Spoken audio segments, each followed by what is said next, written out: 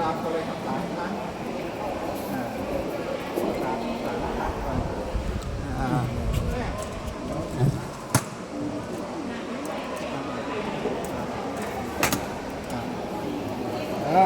ก็ให้ใหญ่แล้วตัว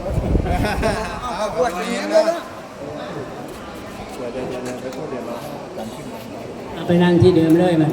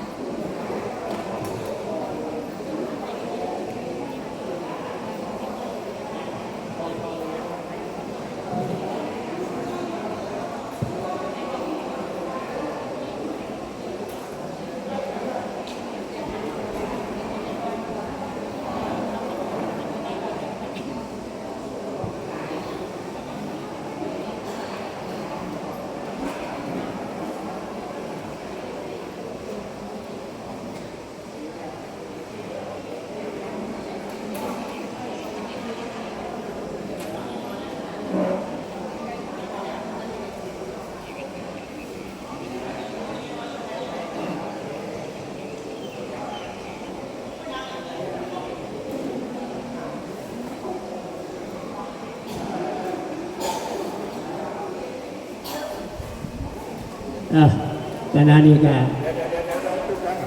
จุดไหมบนท่านได้จุดมาโอ้เดี๋ยวว่ามันจุดเราเนาะ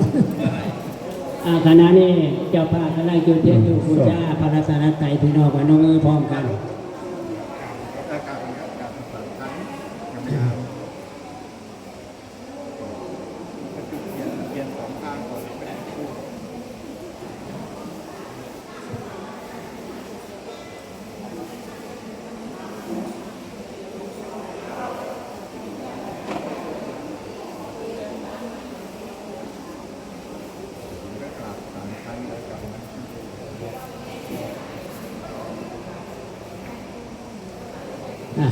กลับไปนั่งที่เดิมครับ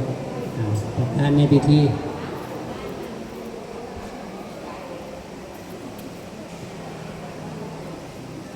ขณะนี้เจ้าภาพ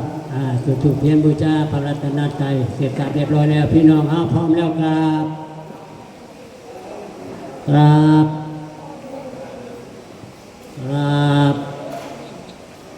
เตรียมตัวไหว้พระรับกินพร้อมกันอิมินาสกาเลนะตังพุทธังอภิปูชยามะอิมินาสกาเลนะตังธัมมังอภิปูชยามะอิมินาสกาเลนะ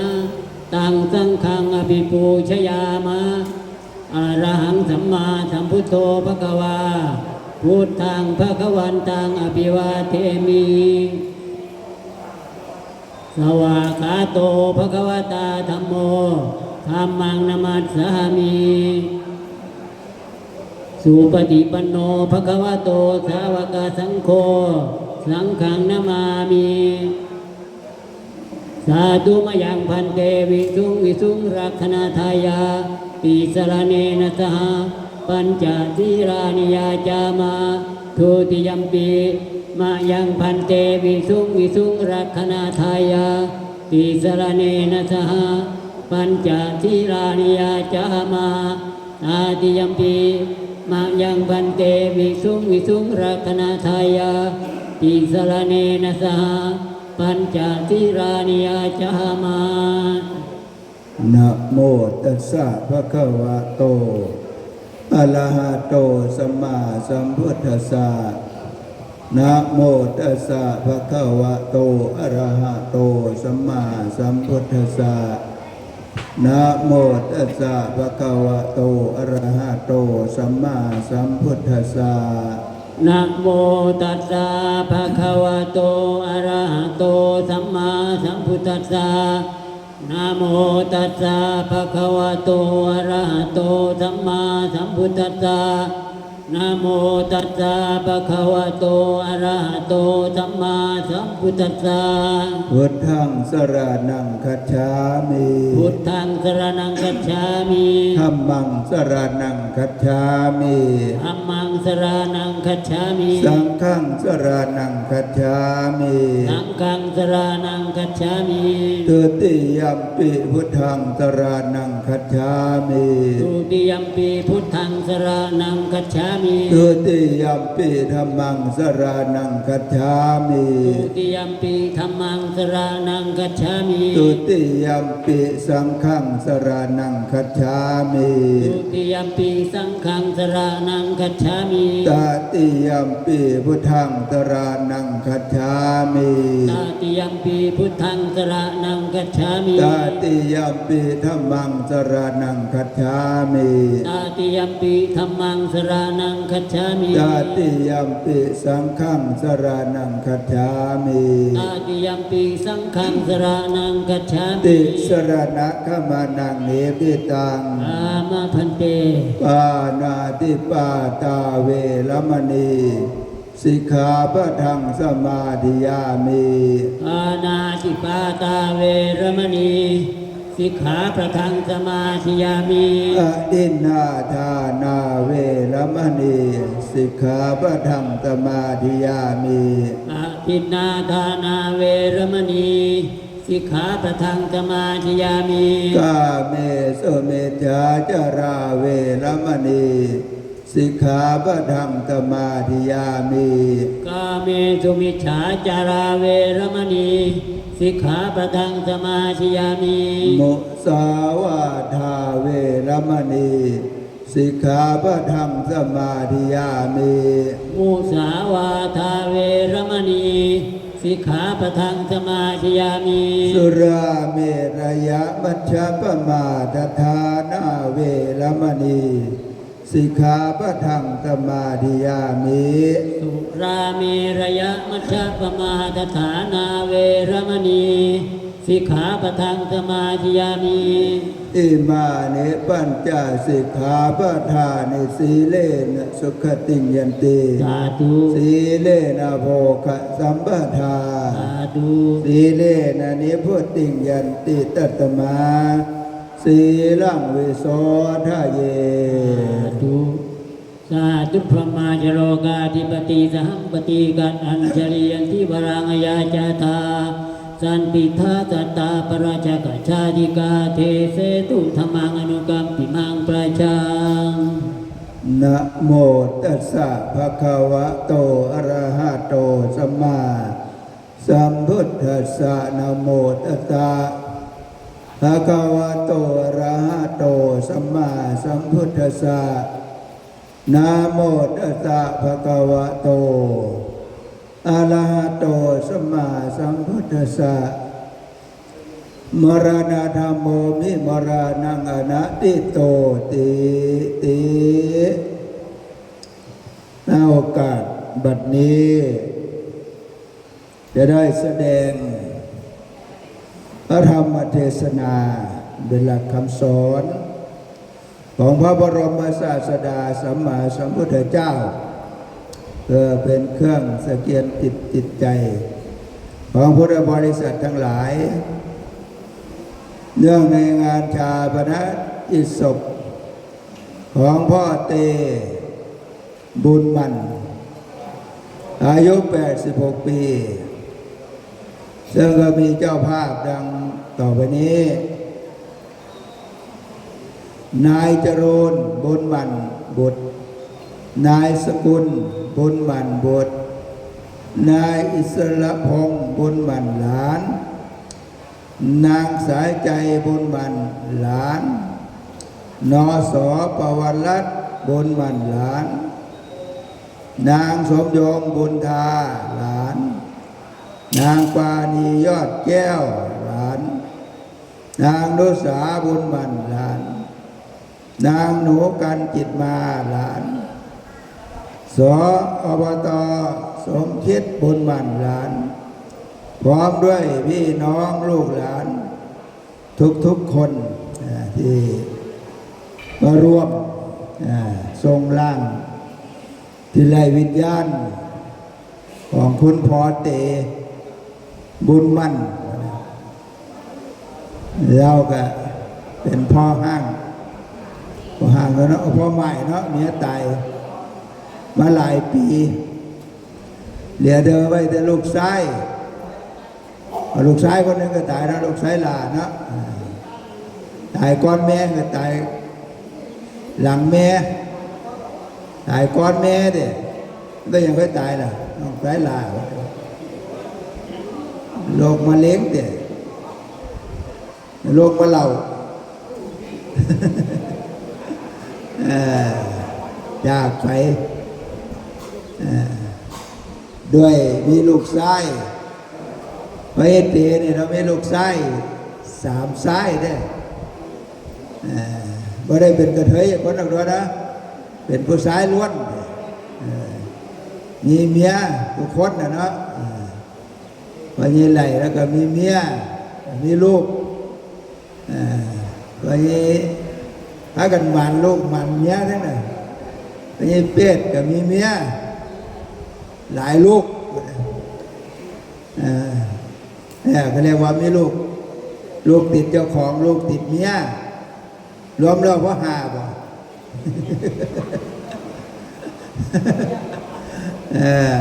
ก็เรียกว่ามีลูกมีหลานเป็นลูกชายถ้าลูกชายเนี่ยมันว่าระหว่างมีลูกชายผู้หญิงกับลูกชายกับลูกสาวถ้าลูกชายอะไรผู้ชายล้วนๆมันก็ดีเด้ไม่ต้องมีผู้หญิงก็ได้แต่ว่าส่วนมากมันก็ได้ดีลูกชายเนี่ยถ้าเขาเป็นคนกตัญญูเนี่ยเขากตัญญูก็ผู้หญิงบ่ได้ถ้ากตัญญูเนี่ยผู้หญิงบ่ได้เครื่องละผู้หญิงเนี่ยถ้ามีผัวน่ะแล้วน้ำผัวรถนั่นบ้านก็บ่กลับผู้ชายนี่ด้วยกันบางคนน่ะถ้ามีเมียบ้านติดกันก็บ่ไปเยี่ยมพ่อเยี่ยมแม่เนาะอันบ่เป็ดบ่หาได้ไปยามพ่อแม่เอิ้นบ่เอามรดกอะไรไฟเพราะว่าหยังบ่เคยเห็นหน้าเอายายลูกเจ้าก็มาคบหน้าแท้ท่านน่ะแต่คอยบวชมาเนี่ยบ่เคยเห็นลูกเจ้ามาหาเจ้าอย่างเดียวนะมันกรณีพิเศษได้อย่างยายท่านน่ะบ่ออกซื้อดอกท่านน่ะมันบ่มาได้ยังไดได้แบ่งมรดกให้มันน่ะว่าท่านเดี๋ยวมาเอามรดกถ้าบ่มีมรดกให้มันได้มาบ่ท่านน่ะแต่เผาแต่มาเผาก็ดีมาเผาบ่อันนี้ลูกสาวก็ดีลูกชายก็ดีมันอยู่ที่คนดอกมันอยู่ที่คนลูกนี่ยิงกตัญญูหรือว่าลูกชายกตัญญูมันอยู่ที่คนเพราะมันอยู่ที่การอบรมเนี่ยบางคนเนี่ยพ่อแม่บ่ได้สอนแต่ว่ามันเขาเรียกว่าบุญมันสอนมันมีอุปนิสัยตั้งแต่พบก่อนๆพุ่นมาศาสตร์นี่เด้อบ่ได้สอนลูกสอนหลานแต่ว่าลูกมันโง่จะคว่ำลูกสาวก็ดีลูกชายก็ดีแต่ว่าบางคนเนี่ยสอนลงไปแห่งสอนแห่งมึนนั่นบ่ไปยัยตีบ่จมกันเลยแห่งสอนแห่งมึนลูกก็บอกว่าแต่ว่าบางคนบ่ได้สอนบ่ได้อยู่น้ำแต่ว่าก็รู้จักคว่ำมันว่าผู้ชายก็ดีผู้หญิงก็ดีแต่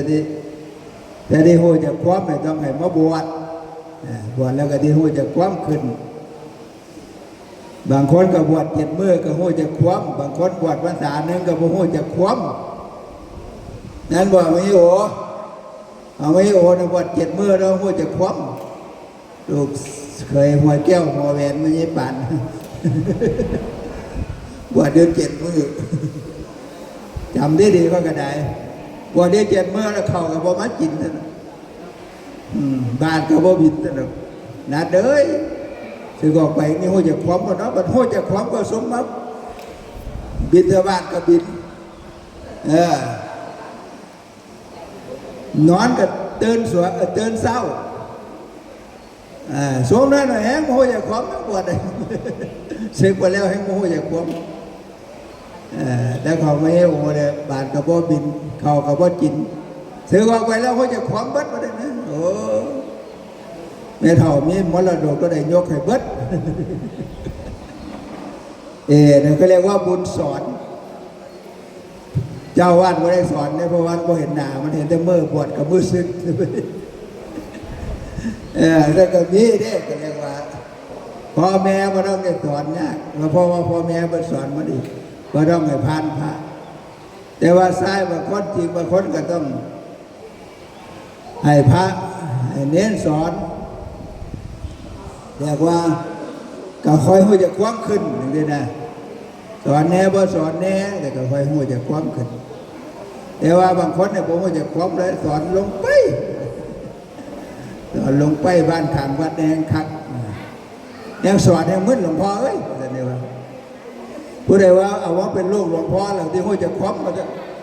บรรโลกสันมันก็ว่าหัวจะคว้างเลยเนี่ยมันบุญสอนนั่นนะพระสอนกับหัวจะคว้างพอใหญ่ไม่ใหญ่ปู่ย่าตายายสอนกับหัวจะคว้างเนี่ยบางคนเนี่ยพ่อแม่ก็ต้องได้สอนยากปู่ย่าตายายก็ไม่ได้สอนยากพระก็ไม่ต้องสอนยากกับหัวจะคว้างบัดนั่นบอกมันยังแข่งสายสานิดเจ้าหัวจะคว้างนั่นมันแล้วจะบุญภัยบุญมันเด้บางทีเขาก็อาศัยเขามาเกิดใส่เวทใส่กรรมกันไปดูบอกมากับพวกมันจะคว่ำพวกเป็นพ่อเป็นแม่ก็ถือว่ามาใส่กรรมกันไปตายจากกันแล้วก็แล้วมันก็พอตายจากเขาก็ตายจากมันบางคนเกิดมาโง่จะคว่ำอันนี้ก็มาใส่กรรมด้วยนะมาใส่กรรมดีมาสร้างบารมีกตัญญูกตเวทิตาบางคนลูกซ้ายบางคนลูกสาวบางคนเขาก็มาสร้างบารมีเป็นลูกสาวนี่แหละลูกสาวเน้นไหลนี่แหละเมื่อพอมาคนเดินเนี่ยแต่พอมันก็บวชได้ท่านบรรลูกสาวก็ไปบวชดอกย่าลำบากหลวงพ่อนะนางยี่คอยรับเลี้ยงเราเองดอกกระดานพอมาเป็นตาลูกเป็นตาแล้วมันกลับแต่ละปัดกันทีเลยบางทีก็เป็นอะไรที่เนี่ยชีวิตคนเขาเนี่ยมันก็แปลกอยู่พอพ่อจะความแต่ว่าลูกพ่อจะความแต่ความเนี่ยบางคนเนี่ยพอเนี่ยเตียงว่าแต่ว่าลูกของพ่อจะความใช่ไหมมันก็จะกลับแต่ละปัดกันบางคนพอกับพ่อจะความแม่กับพ่อจะความลูกกับพ่อจะความหลานก็ให้พ่อจะความอีกกับนี่กลับแต่ละปัดกันในที่เด้เนี่ยมันเป็นที่เฮ็ดได้ไงล่ะหลวงพ่อก็ได้เว้นได้คำกันไปเลยไปได้เว้นได้คำกันไปก็บอกเป็นยังก็เลยว่าพระพุทธเจ้าวันว่าพุทธิมาเป็นพ่อเป็นลูกกันเนี่ยต้องยังหน่อยๆกับพูดแล้วพูดว่าเป็นพันเทียก็ได้เป็นพันศาสตร์ดังนี้แต่ยังพอยิเตกับเพื่อนไหลเคยเป็นพ่อเป็นลูกกันมาเป็นพันศาสตร์ก็ได้ถ้ารับกันเป็นนั่นนะเดี๋ยวมันก็เป็นพ่อเดี๋ยวพ่อก็เป็นมึงถ้าพ่อที่เราลูกแห้งไปให้เติมเนี่ยบัดนี้ลูกที่มาเป็นพ่อได้บัดนี้นะลูกก็ที่เมาลูกก็ที่เป็นคนดีลูกกับพ่อนั่นแหละกลับมาเป็นลูกกลับมาเป็นพ่ออยู่นั่นแหละ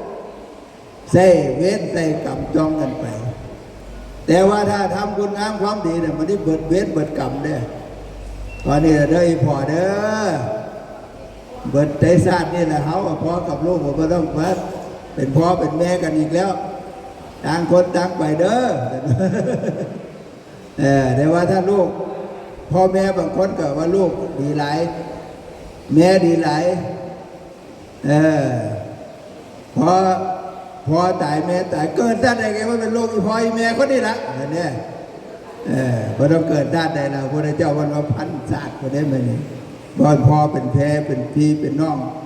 เป็นลูกเป็นเต้าเนี่ยมันผูกพันกันก็พอไปเกิดมองเอิญเนี่ยพอไป เพราะว่ามันผูกพันเลี้ยงกันมาเลี้ยงกันมาดียากดีทุกข์ดีจนดีลำบากก็ได้กันเลี้ยงกันเนี่ยอย่างพญิเตเนี่ยแล้วก็เลี้ยงลูกชาย3 คนเนาะไม่เสิร์ฟบอกคนนั้นไงแล้วเลี้ยงไม่เสิร์ฟเลี้ยงเราไม่เสิร์ฟแต่พูดน้อยแต่ว่าแล้วใจดีได้ไม่เสิร์ฟเพราะว่าอย่างก็จำได้แต่ถ้าเกิดมาก็เป็นน้องเป็นน้อยมาใหญ่ขึ้นไปกับมาอยู่บ้านมาใหญ่เสิร์ฟนี่แหละน้องเป็ดมันบอกแก้เสียปฏิมาแก้เสียบ้านเจ้าของว่าอยากอยู่ทำลูกพญิตุ๋ยรถแจ้งขึ้นมาแล้วมันว่ากินข้าวนี่แล้วมากินข้าวเขาบ่ได้ไปกินบ้านไม่ใช่เสิร์ฟพูดละท่านว่ากับบักไล่ท่านมันมีพอมูบักไล่บักวันเดี๋ยวก็ไปกินบ้านไม่ใช่ของมา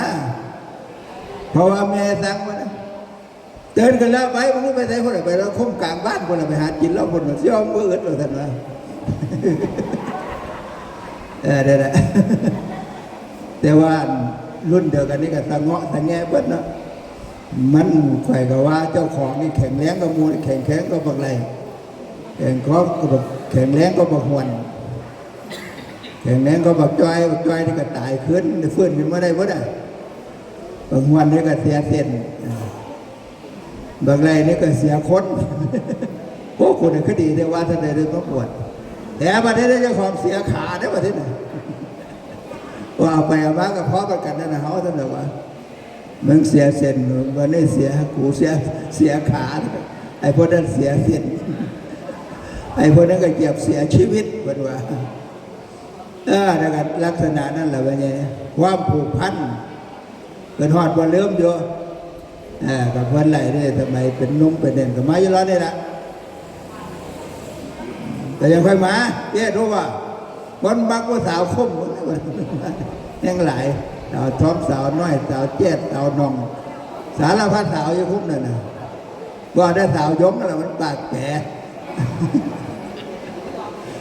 ไอ้พญาลีรับคล้องนั่นนะกระแปกเยอะทำไมเป็นเด็กน้อยมาแต่คมนี่เลยนี่แหละชีวิตความผูกพันพ่อกับแม่พี่คำท้องเป็นภพเป็นชาติเป็นชีวิตเป็นจิตใจพวกเราว่าไงกันแล้วผูกพันกันก็เลยได้พ่อมีฐานะมีความรู้แต่ก็ต่างคนต่างไปแล้วประเทศนั้นจากกันไปก็เริ่มพูดแล้ว60 ปีไปมาพ่อกันอีกเท่านี้ชีวิตมันเป็นในที่ไหนอย่างพวกเจ้าเนี่ยแหละอันนี้หมูหักหมูแพงนั้นบ่เป็ดหมูมาหลายวะล่ะเห็นโทรศัพท์ตัวเมื่อวันพี่สายติดเราจะของก็ติดโทรศัพท์ตัวนั้นโมเมนต์เด่นหลวงพ่อโทรหาหมูโทรก็เป็นเงินเป็นทองเดียวพี่สายก็ติดเราก็เสียเงินเสียทองเดียวตัวนั้นอันนี้พอเสร็จก่อนจุ่มพอเผาพอมาตัวนั้นเรียกกันที่ว่าพอเยเตะเราเรียกว่าแล้วก็เลี้ยงลูกของเราไป3-4 คนเหลืออยู่2 พี่น้องพี่ชายกับว่าเป็นจ่าห่วงมาได้เพราะว่าเบิ้งแล้วลูกสาวมันเขาทายอยู่สาวน้อยสาวใหญ่ตีพอดีได้เลี้ยงคนแม่คนเหล่านี้ก็ขาเป๋แล้วไปที่เลี้ยงกันขอดท่านแต่ที่แม่ลูกนะว่าท่านมันรับเวรรับกรรมว่าท่าน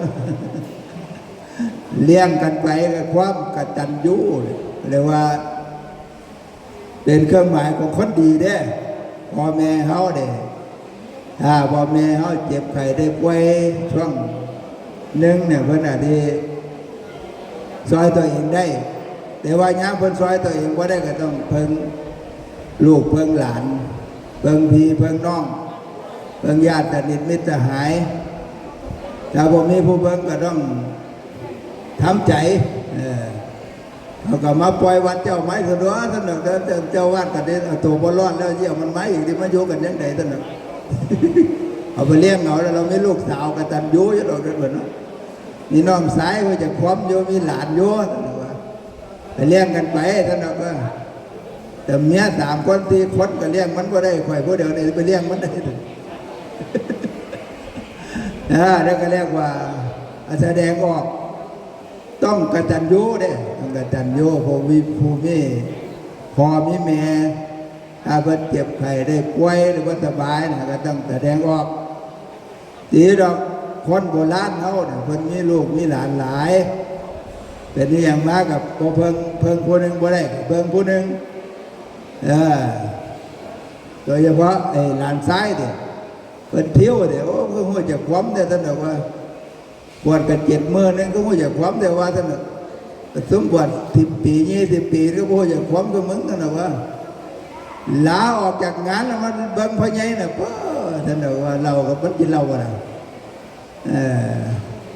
บัดว่าคำมาก็บวชเสียมบัดคำมาบวชแล้วบวชทั้ง2 ปีมันจะคว้ำแล้วไปกรุงเทพก็ขอเงินพออยู่พอขับรถไปก็จมไปในที่บักน้อยในที่บักใหญ่แต่เนี่ยว่าเผยว่าบักน้อยกับบักขอบักใหญ่กับมาขอท่านว่าบวชให้บวชทั้ง2 ปีโว้ยคว้ำบัดนี้เรียกมาอีกแล้วบัดนี้น่ะรอคมมันยังแถวหมดละจะมาฝากไว้ตลอดชีวิตว่าท่านตายท่านว่าบัดนี้ใครก็ไปทำตกผมขนาดเคยเอาน้ำมาบวชเนี่ยมึงพิจารณาสอบไปกูรู้ท่านหรอกผู้ใดนะหลวงพ่อท่านโอ้ยเราคงไม่ยี่แถวแล้วบักเจอถึงบักกันไหนไม่มันนี่คือว่าหลวงพ่อท่านนี่ว่ามันนี่ว่าเสียผมอีกซะแล้วท่านเด็ดว่าเสร็จกูไม่ได้เลี้ยงไว้ด้วยท่านทำมามันอยู่บ้านนี้ท่านบอกว่าโยได้ทำแต่กับโยบวชตลอดชีวิตเลยแต่เดี๋ยวแม่บอกพอมันบอกมาได้บวชได้ยังไงเอาแต่หลวงพ่อยังบวชได้กับพี่น้องหลวงพ่อโดนท่านไปตรงนั้นเดี๋ยวประเทศน่ะเนี่ยเอามาท่านบอกว่ามาใส่งานได้จากเมื่อกับยุไปเขาเรียกว่าหลานกตัญญูมือจะคว่ำดูแลจนปูตายพอตัวไปแล้วก็เอาไปเห็นงานกับเขาแหละคนนี้น่ารับเข้างานพอหัวจะความได้ไหมเด็กน้อยหัวจะความวันนั้นวันนี้นี่ก็ลูกคือหลานที่เขาหัวจะความหัวจะกตัญญูเพราะว่าพญาตีก็ได้เลี้ยงมันไว้ด้วยมันว่ามันเจ้าเลี้ยงมือบางไรเลี้ยงบักผิวน่ะพญาตีแล้วน้อเลี้ยงไว้นะพญาตีกับพญาเสือเลี้ยงงอไว้โอ้ได้กินเงี้ยกินแห้งด้วยแต่สนหลานยังไงแต่ซุ้มหลานมีทางก็ไม่เป็นตาแต่ก็รักดีแล้วก็ว่าอยู่น้ำพอกันแล้วขอเงินก็ไรเหมือนเคยหนีไปจากย้ายถังย้ายถังมันนั่นแหละประกาศตุนขอจะเงินไว้ว่าท่านว่าเลยรักหนีไปจ้อยอยู่นครสวรรค์นี่แต่ว่าเพชรบูรณ์เนี่ยไปได้ท่านหลานบางคนเดี๋ยวหลานบางคนนี่ก็มันจะคว่ำแต่ว่าเมื่อกี้ว่าเสมอไปดอกไม้บางอย่างก็ตอนนุ่มๆโยกเขาเพราะท่านมันจะคว่ำไอ้ไว้กลางคนเขาที่มันจะคว่ำเข่าม้าเขาที่มันจะคว่ำนั่นแหละเขาเรียกว่ามันจะคว่ำกันถ้าได้เห็นตัวอย่างเนี่ยได้คัดแนะนำเนี่ยพ่อแม่เห็นเป็นตัวอย่างเนี่ยพ่อแม่เลี้ยงลูกเลี้ยงหลานเลี้ยงพ่อเลี้ยงแม่แต่พอเราบอกมันก็เห็นว่าโอ้ปู่ย่าตายายเลี้ยงยายเลี้ยงปู่ดีตัวเนี่ยเพื่อนไอ้ขึ้นบ้านก็ฟังใจเขาก็ต้องเขาก็เห็นตามน้ำแต่ว่าถ้าเขาไม่ได้เลี้ยงแต่พวกเขาเนี่ยรุ่นเท่าเนี่ยไม่ได้เลี้ยงปู่เลี้ยงยาบางเดียวพอมีคนเลี้ยงก็ต้องทำใจได้ยังค่อยเนี่ยทำใจได้ก็อย่างผู้ใดที่มาเลี้ยงกูนอนพ่อกูก็ไม่ได้เลี้ยงเลยแม่กูก็ตายถิ่มเตื้อมันก็ห้วยความเนี่ยเนาะอีกอย่างหนึ่งก็ดีพี่น้องหลายวางเดียวพี่น้องหลายก็ว่าถิ่มไปพวกนั้นพวกนี้อย่างนี้นะพอเราวัดตัวก็จะเอาตายคนที่โยยังใดไปเป็น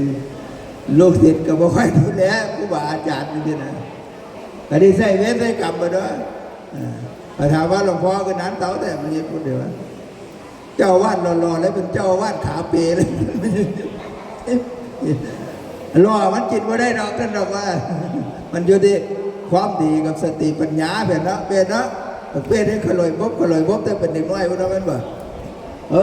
ถ่าแก่มันเขาไล่ซุปอื่นนี่บนเขายังจ้างมันไม่ยุ่งเนี่ยมันธรรมดานะแต่ขนาดคาเฟ่ก็ยังเลี้ยงไว้เนาะ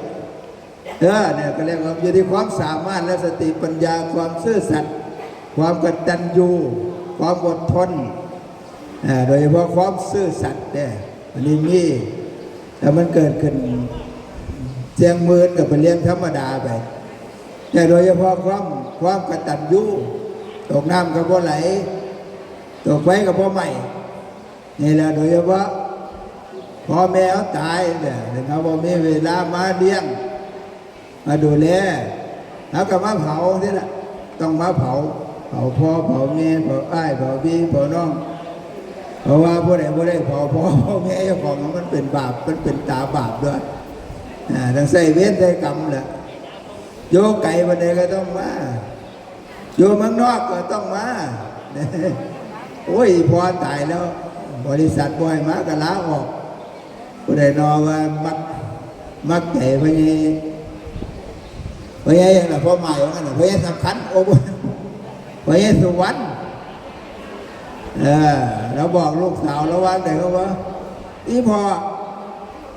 อันเขาบ่ให้หนังล้าแม่ว่าท่านบริษัทมีบ้าพี่บอยจังเลยพ่อแม่ก็ตายก็บ่ให้เขาล้าว่าท่านว่าล้าออกแม่มันรถที่ไปง้อมันล้าออกมารถผมนี่มันก็มาขายน้าคนเนี่ย10 ไผ่เนี่ยก็ดีด้วยผมไปงาน10 ปีก็บ่ได้พอล้านดอกว่าท่านว่าบัดได้ไม่ดีให้เขาขายมาหมดแล้วพระเยซูวัดแต่ว่าใจไงผมเป็นลูกก็ได้ใจพ่อยนี่ได้ล้าออกมาเอาแบบนั้นแหละนะเอาก็ต้องดูเบิ่งว่าพ่อแม่กันเขาตายเนี่ยนั่นเป็นบุญเผาพ่อเผาแม่ก็ต้องกับเผาพระอรหันต์นู่นแล้วเนาะอย่างพระยิเตด้วยแล้วลงมาก็ต้องเผาพระอรหันต์นั่นน่ะพระยิเตเนี่ยถือว่าเราเป็นคนไม่บุญเนี่ยเราไม่ได้ป่วยอย่างไรเนี่ยเราป่วยปีเดียวเท่านั้นตายเลยไม่หมดอ่ะซอยตัวเองได้ตลอดเนี่ยนะเพราะมันอยู่ได้ลูกเนี่ยอยู่ได้เราแล้วแถมเสื้อหน่อยลูกกินดีไม่พอคนไหนที่ใจปั้มกันนั่นเลยมันบ่มีที่เอาไป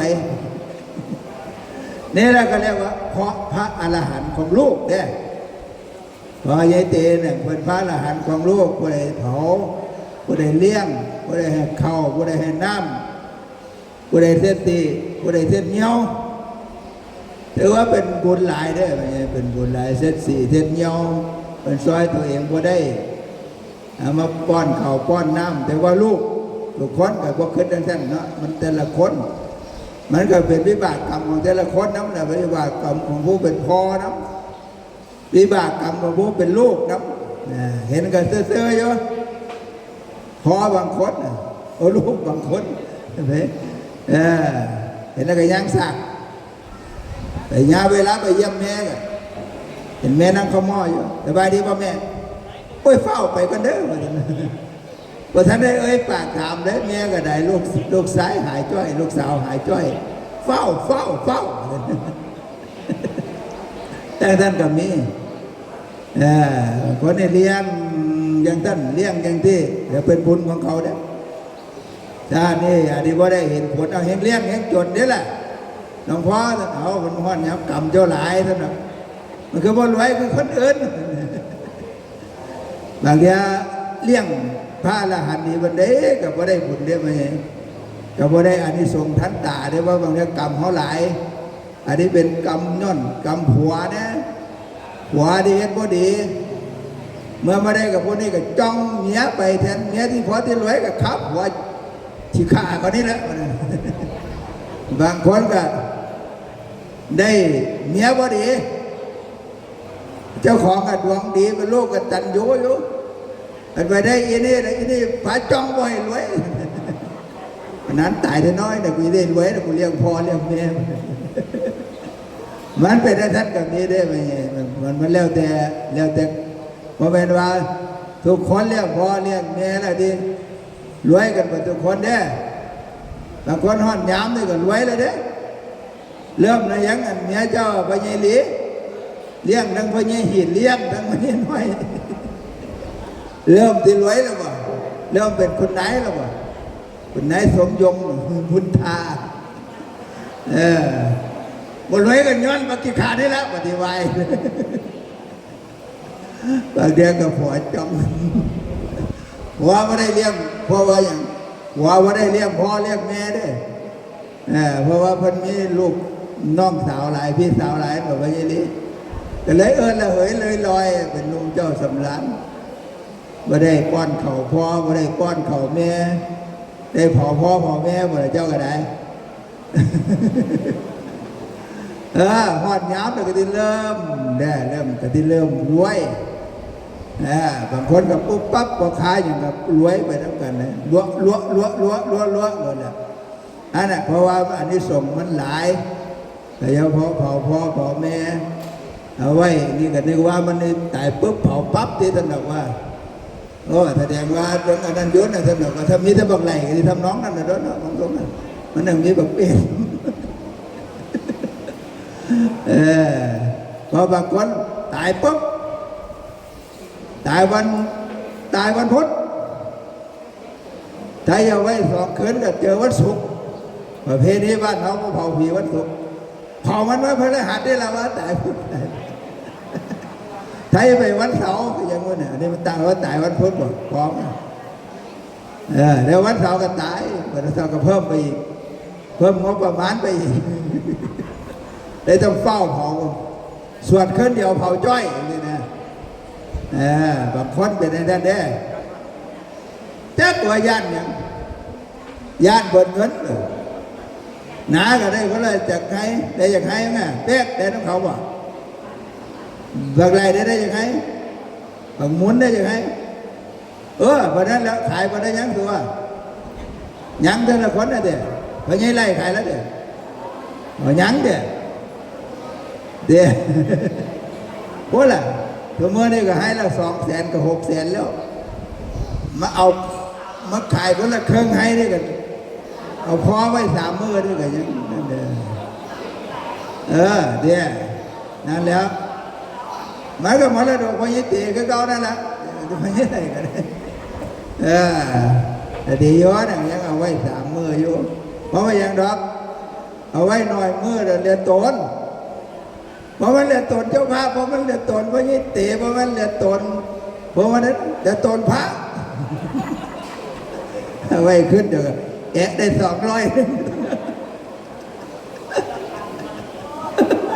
ถามอาจารย์ที่คมอยู่อาจารย์ที่คมเลยเมื่อคืนนี้ได้เท่าไหร่ที่คมเท่าไหร่เฮ้ยมันไม่แบ่ง50จวนแบ่ง1ก็ท่านเอาท่านเอาจ่ายท่านไม่เมื่อนั้นเขาไปใส่60 บาทได้ไหมยังไม่เคยเป็นเจ้าภาพหลักมาใส่หลายก็ไม่ได้นะผีก็บ่ตายดูไม่ใช่งานสังคมไปพ่อใส่ก็ไม่ได้เขาขอท่านเอาตายท่านเอากูท่านรายได้ก็บ่มีท่านเงินเดือนก็บ่ได้คนพิการกับไปยังไงก็บอกว่าเฮ็ดเอาท่านว่าโอ้เห็นว่าคมดอกเนื้อกูใส่60 บาทนั้นมันจมไปคนไหนผู้ใดว่าใส่60 บาทนี่เป็นทำน้องนั่นนะว่านั่นเอาไว้ดอยมือเลยตัวนั้นเกิด260 บาทได้คนละ2ก็ตายนั่นบอกเนาะมันยี่ล้อมเยอะเอาไว้ได้ไรยังดีด้วยนะยังดีด้วยเอามาไว้ว่าถ้าเอาไว้ในบ้านเนี่ยเซ็ตกับกล้องร้องเลยท่านน่ะพาผิดกันแล้วไปได้ไปแต่มหาประโมทกับเน้นแล้วรอบแล้วรอบอันนี้กันมาทุกองได้หน่อยก็ยังดียังได้อยู่ท่านว่าอันนี้เอาไปเท่าไหร่ตีองค์เลยทุกคนได้เต้ท่านว่าเมื่อวานไปทำเมื่อเช้านี่ไปทำหลวงตายังเมื่อคืนนี้ได้ซองไหมไม่เห็นมีเลยใครยิบไม่รู้นะโอ้ครับซองมาเพราะเถิดเจ้าท่านว่าหลวงพี่ท้องใบกับมาเที่ยงกับมาพอแก้วซององค์แล้วก็ได้ทำใจกันเนี่ยก็พูดอย่างนี้ก็สบายใจหน่อยเรียกว่าเขาฝากมาแล้วไม่เอามาให้เราแต่ที่ว่า2 เป็นจ่าได้บุญนี่ได้เนาะสมภารยังไงก็ได้ไหมอันใส่2เผาผี ไม่ต้องใส่ซองท่านว่าตายเลยตนภาวันปุถุโนท่านนี่ตำบลมันสมร้านท่านนั้นที่ว่าให้ใส่ซองพระไม่ออกทุกเมื่อเนี่ยแต่เขามาเพิ่นกับผมมีรายได้อย่างนั้นอิสาเจ้าอาวาสเนี่ยเจ้าอาวาสผมมีรายได้อยู่แล้วจะพาลงวัดดีบางงานลงเฟซกูเด้เจ้าว่าป่ะสุดป้ายว่าท่านว่าจัดงานหมด30,000ว่าท่านว่าก็เลยคิดในใจเราไม่ได้ถวายพระเพราะผม100คนอ๋อแต่ผลงาน30,000นั่นท่านว่าไม่ฉีดทีแท้ท่านว่าไปไม่ต้องซอยเหลือเพราะว่าปัจจัยพระมันก็ไว้เฝ้าวัดมันนี่ห้างๆนี่ก็ไว้เฝ้าวัดดีกว่าวัดห้างถ้าวัดห้างเนี่ยว่าเจ้ายากเด้จับตลาดมาบวชเด้ไปเอาพญาหันกับพญาร้อยแล้วมาบวชก้อนนั่นทำไมกับพญาลีแต่วัดห้างเนี่ยละก็เลยว่าเลี้ยงไว้อาหารกระแตไปผู้ใดว่างกระแตผู้ว่างผู้ที่ยากก็ต้องเป็นอย่างก็ฝากไปเพิ่นเอาซองไปแจกกับยายจอมใส่มาได้ก็ฝากมาเห็นว่าซองก็แห้งหลายมาได้น่ะบินทบาทกับข้าวสารอาหารแห้งเสมอซองก็เต็มอยู่ในเก๊ไปนั่นน่ะจักว่าวัดใดต่อวัดใดผู้ได้แจกซองนี่ก็ยอมแจกได้ไหมนี่ล้อมโดยอีก200ก็2คนน่ะอีก10 วัดคนน่ะบ่ทันได้จะแจกพวกเจ้าจะซื้อเด้ยานพวกเจ้าจมยันบ่ได้พูดเมื่อวานนี่แจกของบ้านของไผ่แต่ที่บ้านเท่าว่าแต่ที่บ้านนั่นบ้านนี่มีแต่เนาะเมื่อวานนี่ก็แจกของบ้านบางน้ำเขียวเจ้าว่าตายเจ้าว่าพนนไปเรื่อยท่านว่ามาเดี๋ยวบ่ท่านเป็นอย่างนั้นหลวงพ่ออ่อนเดือนเดี๋ยวข้าเมน100ท่านค่อยถึกแล้วท่านว่าแต่นั้นละก็เรียกว่าแจกน้องคนกันแจกหลายภาคกันพากันทีไม่แย่ยกเว้นผู้เดียวละที่พวกมีเดือดร้อนน้องเขาตั้งแต่ป๊อกบุญท้าพี่น้องพญาลีนั่นแหละอันนี้พอมีเดือดร้อนซื้อออกไอ้ฝนไม่ให้กู้ผู้ใดพอมีก็มากู้เราเด้อแต่ว่าจะกู้เกิน10,000แล้วก็ต้อง3%พอดีได้ถ้าพอได้3%แล้วก็อะไรได้นี่เราก็เรียกว่าพาเพิ่นกับบางองค์เพิ่นกับรวยบางองค์เพิ่นกับพวกนี้เฮ็ดบุญผีเฮ็ดบุญยังบ่ได้เสียกันจากบาทนี่กับบ่เคยกับเลี้ยงเพิ่นไปมันยังมันเป็นบาปเด้อถวายอันบ่บาปหรอกมันเพิ่นเอาไปใช้ประโยชน์ตื้อยาดิปันตื้อนั่นตื้อนี่ไปจังหลวงตาสินทรัพย์แล้ววันไหนไม่รับเงินเอามานี่ว่าท่านเดียวว่าหลวงตาสินทรัพย์เอาเบิดว่าท่านน่ะมีพอ1,000 ล้านก่อนมาลดที่รับไปบ้างก็ต้องย่านผิดศีลท่านแล้วว่ากูจะเอาไปทำประโยชน์ว่าท่านกูจะไปซื้อรถถวายโรงเรียนกูจะไปซื้อรถถวายโรงพยาบาลกูจะไปสร้างโรงพยาบาลทำมาเลย10,000 ล้านก็ได้ว่าท่านว่าไม่มีผิดศีลท่านเดียวว่าโอ้เราว่าดีของเราได้แล้วเนี่ยนั่นเพราะฉะนั้นถือว่าการกตัญญูกตเวทิตาเนี่ยก็เป็นบุญแล้วได้มาเผาพ่อเผาแม่เรียกว่าเป็นพระอรหันต์ของลูกเพราะนั้นบอกลูกบอกหลานไว้นะไม่ใช่เถียงชัวไปไหนแล้วตายถูกกับมะเผาผู้นี้คนทหารในพันในร้อยมาเย็ดเอ็ดอินทีพวกนี้ก็เมามาเดี๋ยวพอมึงก็เมียมึงก็ที่หาจ่ายค่ารถเมาไว้รับแต่มึงอยากได้หน้าต้นนี้ก็เป็นพ่อของแม่ไปพระอรหันต์ของลูกเนี่ยเพราะฉะนั้นเลยกันนั่นแหละก็ถือว่าบ้านเขาก็ถือว่าร่วมด้วยช่วยกันที่มีที่จนที่ดีที่ซัวก็อยู่ในบ้านเดียวกันเนี่ยฮะต้องซอยกันเนี่ยคนใดตายก็ต้องซอยเด้อมันยังคนรวยตายก็ซอยแบบคนรวยคนจนตายก็ซอยแบบคนจนบางโอดตายก็ต้องได้มะเผาบางกะเลี้ยงตายไม่ใช่ถังก็เป็นเจ้าภาพกันเด้อ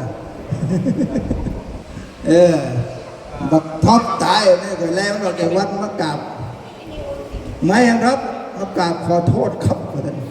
ขอโทษเลี้ยงยังเลี้ยงบ่โหจะขวางครับท่านว่าโหจะขวางตรงไหนเฮ็ดความสกปรกใส่วัดมันเราไม่ไผมาเฮ็ดเบา แล้วก็ฮบเต็มเหมือนกันว่าไรๆมันอีอยากวัดไว้เป็นสับปะเลอพร้อมบักคำว่าได้กับธรรมดาเด้อรู้บักคำเผยน่ะกูไม่ได้บอกอย่างน้อยว่าให้อภัยมันนั่นน่ะมึงไปคุยว่าหลวงพ่ออภัยมึงแล้วมึงฟ้ามาเป็นสับปะเลอน้ำกูเด้อแต่ดอกว่าอันนี้ตายก็ต้องเผาเนี่ยพญาเพื่อเขาต้องปล่อยกันตามนี้ตามเกิดวันไหนก็แล้วแต่ในชีวิตในหมู่บ้านเขาเนี่ยมาที่ยากจนมีเพราะว่าเป็นสังคมเดียวกันมาเอาบ่ซอยบ่ได้ที่ซอยล่ะแต่พญาบ้านกับไฟได้ที่ซอยอ่ะพญาบ้านกันนี่หลายแต่ละคนเจ้าบ้านกันนี่หลายแต่ละคนเขาก็ซอยกันในคนละไม้คนละมือนิดหน่อยความสมัครสมานตามัคคีก็ได้เกิดขึ้นความดีความงามก็ได้เกิดขึ้นในจิตใจของเขาส่วนผู้ใดมีลูกมีเต้าตายก็บ่ได้ขึ้นญาติแต่แกบ่ยังเตะแต่มันมีลูกมีเต้าลูกแต่ละคนโอ้หากันรวยหมดทีเอี่ยมเบนดับเบิลลูกชายก็ซีประตู